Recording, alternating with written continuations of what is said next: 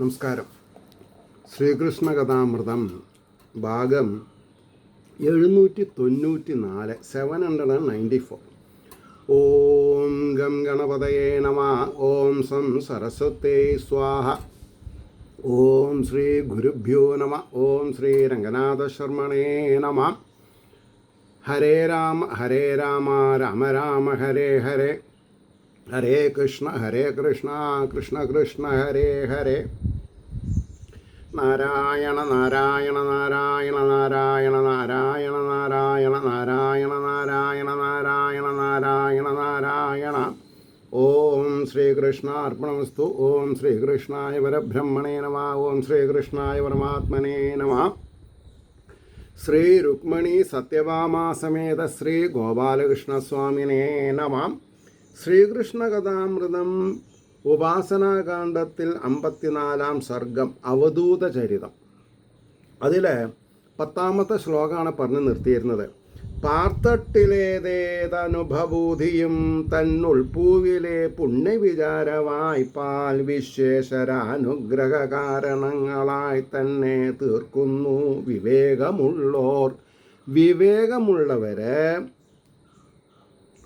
അനുഭൂതിനെ, ബ്രഹ്മാനുഭൂതിയെ അല്ലെങ്കിൽ ഈശ്വരാനുഭൂതിയെ തന്നുൾപ്പൂവിലെ പുണ്യവിചാരവായ്പാൽ തൻ്റെ മനസ്സിലുള്ള ഈശ്വരീയമായ കാര്യങ്ങളെ താലോലിക്കുന്നതിലുള്ള ഗുണങ്ങളെ കൊണ്ട് ഭഗവാന്റെ അനുഗ്രഹങ്ങളായി തീർക്കുന്ന വിവേകം ഉണ്ടാവും എന്നൊക്കെ പറഞ്ഞു.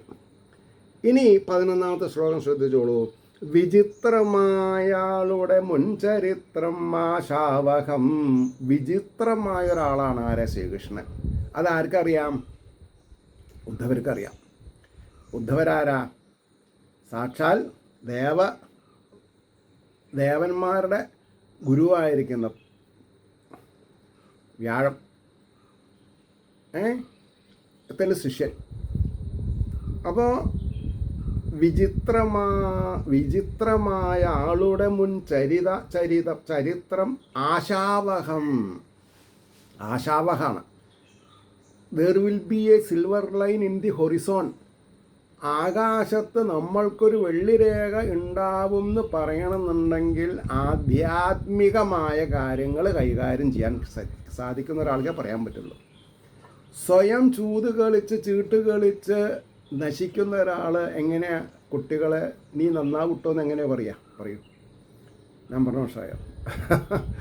അപ്പോൾ ആശാവഹം മണ്ണിൽ ഈ ഭൂമിയിലെ ഇത് ഒരാൾക്കും സദ്വാസനാലേശം മകക്കുരുന്നിൽ അടങ്ങി നിൽപ്പോനൊരു പുണ്യപാഠം.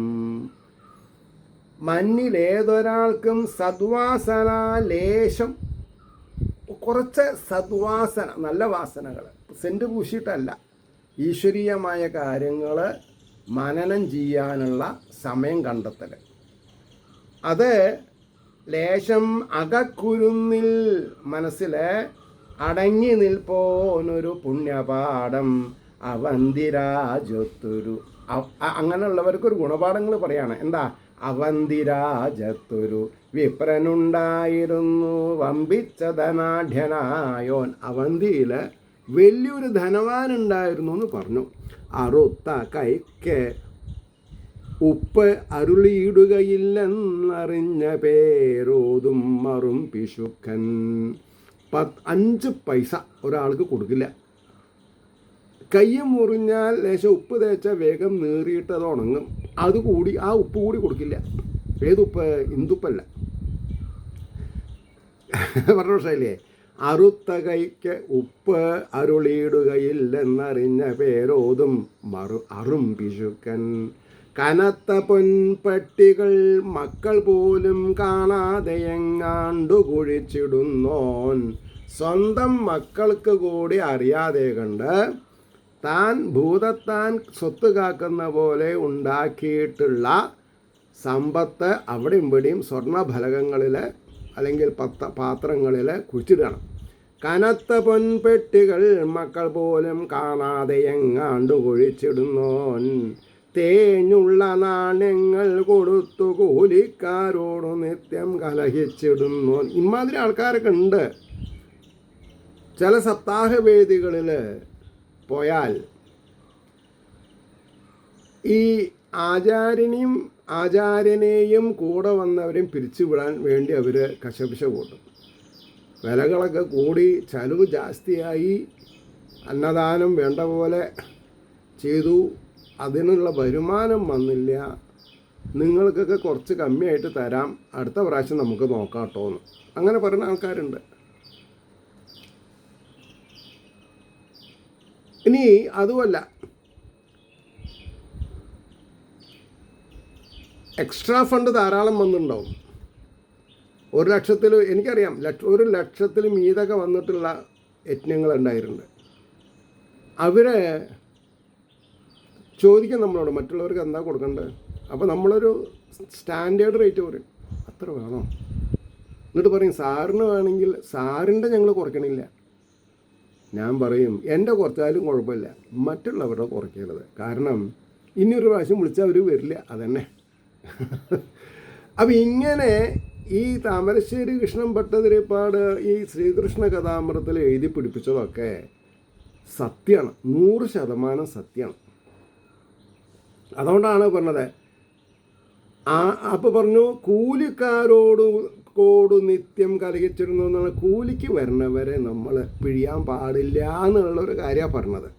ലോറിയിൽ നിന്ന് സാധനങ്ങളൊക്കെ ഇറക്കി, അല്ലെങ്കിൽ ഗ്രൗണ്ട് ഫ്ലോറിൽ നിന്ന് 2ാമത്തെ നിലയിലേക്ക് കല്ലൊക്കെ കയറ്റി, എത്ര വേണോ കൂലി ചോദിച്ചാൽ അവൻ്റെ ചോര നീരാക്കിയിട്ടാണ് നമ്മൾ വീട് വയ്ക്കണമെന്നുള്ളത് മനസ്സിലാക്കണ്ടേ. 14ാമത്തെ ശ്ലോകം നോക്കിക്കോളൂ. വിശന്നു ദാഹിച്ചു വരുന്നവർക്ക്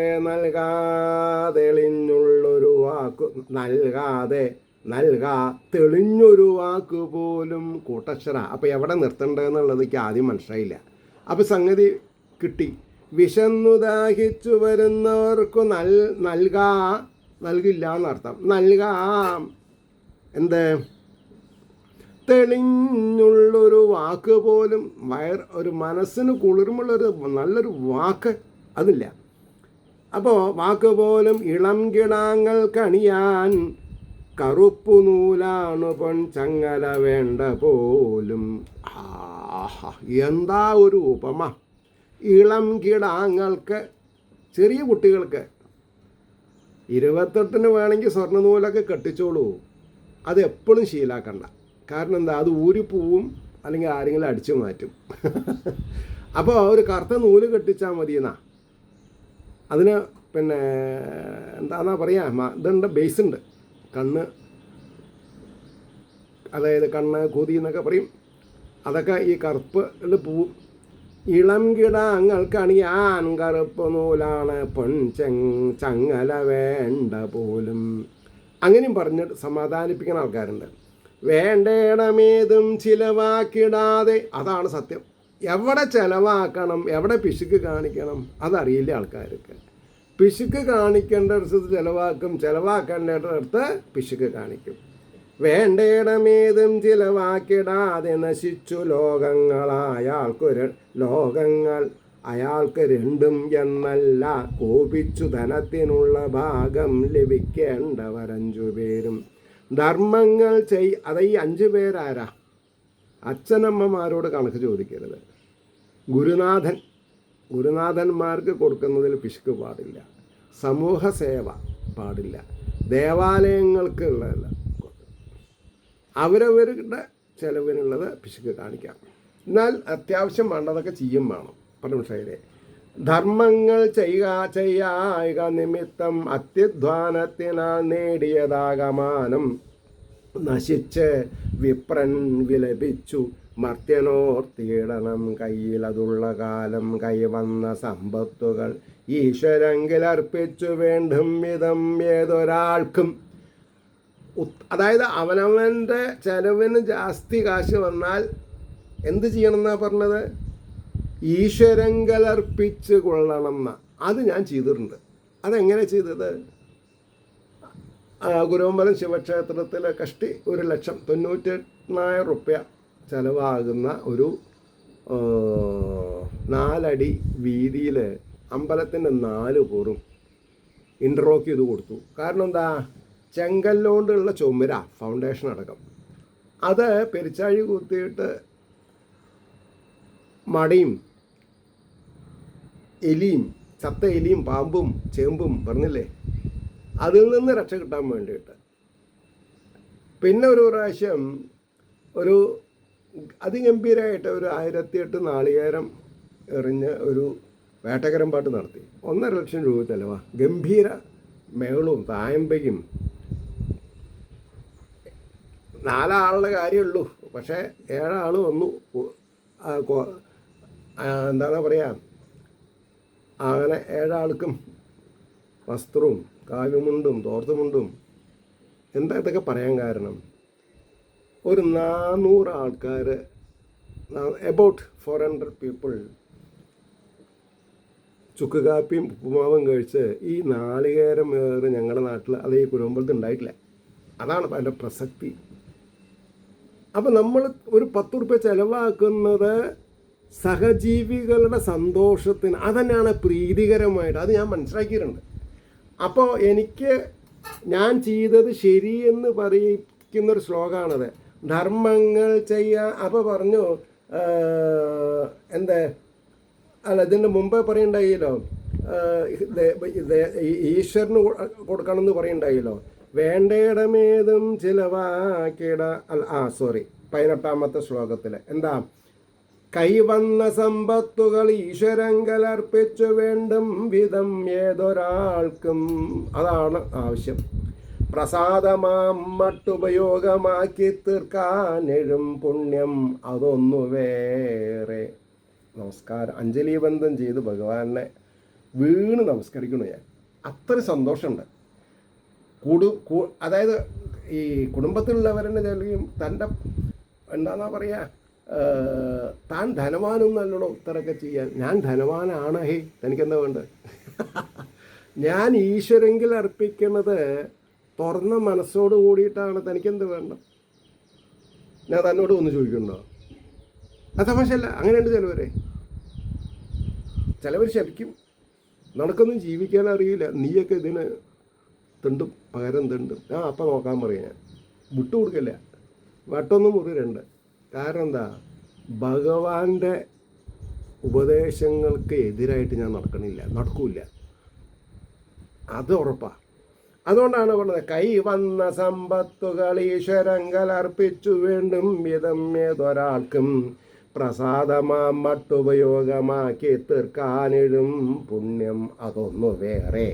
പണം വളർത്തിയിടുവതിനു മാത്രം ഉണ്ടാം ചിലർക്കായത് അയാളിൽ അല്പം കണ്ടുള്ളതൊട്ടാകെ നശിച്ചു കാലം തിരിഞ്ഞു പെട്ടെന്നു കിനാവ് പോലെ. ചിലവരുണ്ടാവും പലിശയ്ക്ക് കൊടുക്കുക, കൂട്ടുപലിശ വാങ്ങുക. ഈ വാങ്ങിയ ആളുടെ ആധാരം തൻ്റെ പെട്ടിയിലാക്കും, ചുരുക്കി പറഞ്ഞ്. അങ്ങനെ ആൾക്കാർ അത് അവരെ പറ്റിയിട്ടാണ് പറഞ്ഞത്. പണം വളർത്തിയിടുവതിനു മാത്രം ഉണ്ടാം ചിലർ. വേറെ വിചാരില്ല. ഈ പാസ്ബുക്ക് നോക്കി 3 മാസം കഴിഞ്ഞാൽ ഇൻട്രസ്റ്റ് എത്ര വന്നു, ഒരു ദീർഘശ്വാസം. അത്രയേ ഉള്ളൂ. എന്താ അതിൻ്റെ ആവശ്യം? പണം വളർത്തിയിടുവതിനു മാത്രമുണ്ടാം ചിലർക്കായത് അയാളിൽ അല്പം കണ്ടുള്ളതൊട്ടാകെ നശിച്ചു കാലം തിരിഞ്ഞു പെട്ടെന്നു. ഒരു സ്വപ്നത്തിൽ ജീവിച്ച മാതിരി ആവും പിന്നെ. അപ്പോൾ കയറാൻ ബുദ്ധിമുട്ടാണ്. ബന്ധുക്കൾ തോൽപ്പിച്ചു, ഗൃഹം ദഹിച്ചു, വമ്പിച്ച കച്ചവടമുടൻ പൊളിഞ്ഞു, അസംഖ്യമാം സ്വത്തുകൾ പൂഴ്ത്തിവെച്ചതറിഞ്ഞു, രാജാവുടൻ ആക്രമിച്ചു. ഇപ്പോൾ ED കൂടുതൽ കാശ് കണ്ടുകെട്ടുന്നത് ED, enforcement directorate, income tax, CBI, അവരൊക്കെ അതിനാണ്.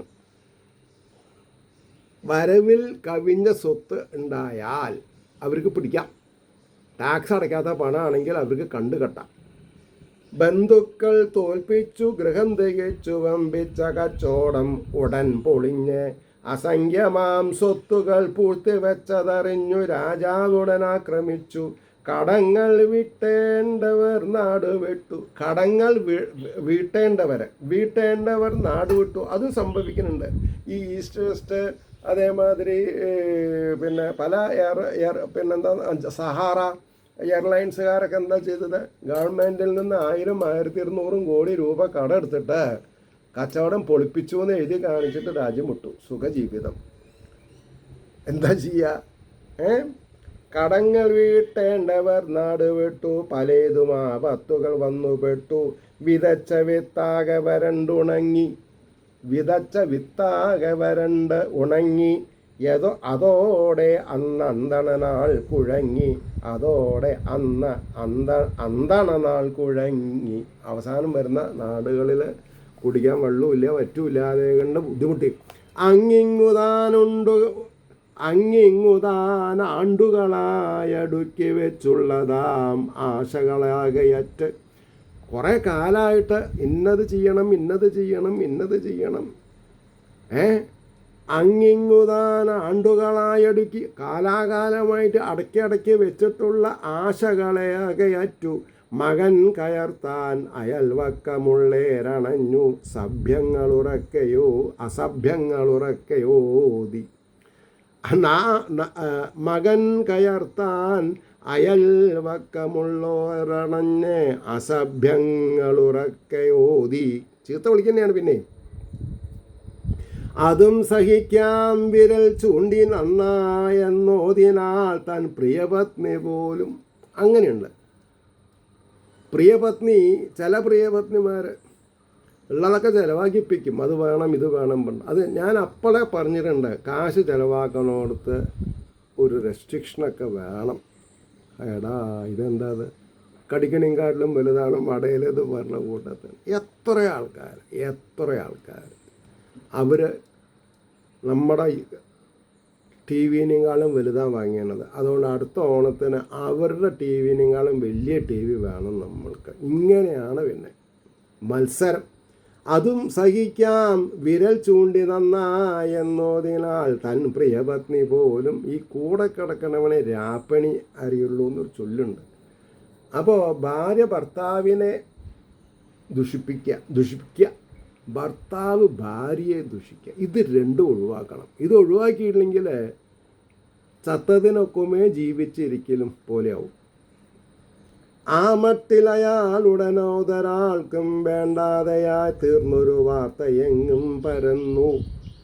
ആ മട്ടിലയാളുടൻ ഏതൊരാൾക്കും, സ്വന്തം വീട്ടുകാർക്കും, മകന് ആവശ്യമില്ല, മക്കൾക്ക് ആവശ്യമില്ല, നാട്ടുകാർക്ക് ആവശ്യമില്ല, പ്രിയ പത്നി ചീത്ത വിളിച്ചു.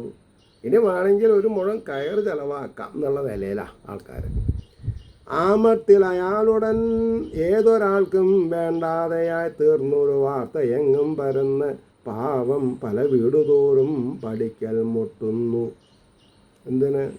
ധർമ്മത്തിന്. ജഗത്തി തിങ്കൽ കാലം പലേ മാതിരി മാറി മാറി കെട്ടിപ്പൂ കർമ്മത്തിനുതക്ക വേഷം.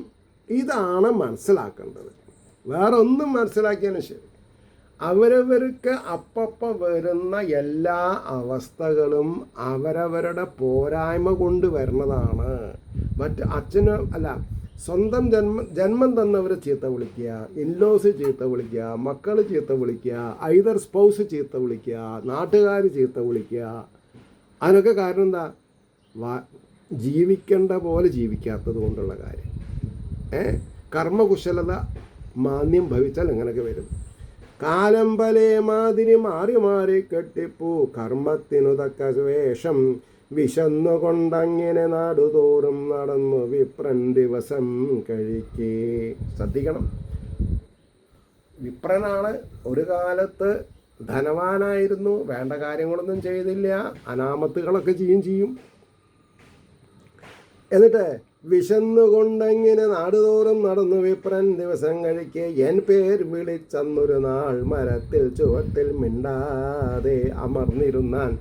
എന്നെ വിളിച്ചു, കൃഷ്ണ കൃഷ്ണ ക്ഷമിക്കണേ, കാക്കണേ എന്ന് വിളിച്ച ഒരു മരത്തിൻ്റെ ചുവട്ടിലിരുന്നു എന്നാണ്. അത് നമുക്ക് മനസ്സിൽ നിന്ന് കാണാൻ സാധിച്ചാൽ നന്നായി.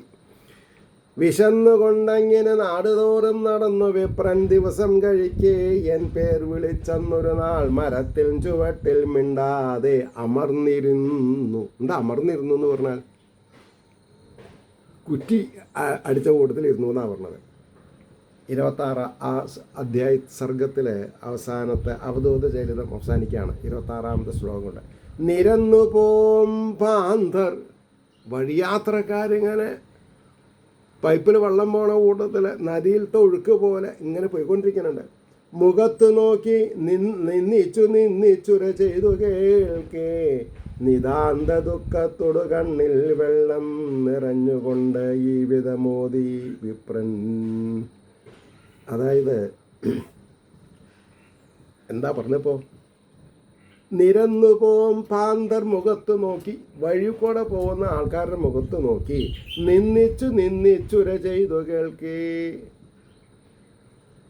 ശപിച്ചും കൊണ്ടുള്ള വാക്കുകൾ പറഞ്ഞു. നിതാന്ത ദുഃഖത്തോട്, നിതാന്തം അന്തമില്ലാത്ത അറ്റമില്ലാത്ത ദുഃഖത്തോട് കൂടി കണ്ണിൽ വെള്ളം നിറഞ്ഞ് ഈ വിധം മോദി വിപ്രൻ. അതെന്താന്നുള്ളത് അടുത്ത സർഗത്തിലാണ് പറഞ്ഞത്. ഇത് ശ്രീകൃഷ്ണ കഥാമൃതേ കലികൽമഷനാശനെ ഉപാസന കാണ്ഡേ ചതുപഞ്ചാശ സർഗ സർവത്ര ഗോവിന്ദ നാമ സങ്കീർത്തനം ഗോവിന്ദ ഗോവിന്ദ. അടുത്ത ശ്ലോകമാണ് ഭിക്ഷുവിൻ്റെ പശ്ചാത്താപം. അതാണ് ഭിക്ഷുഗീത എന്ന് പറയും.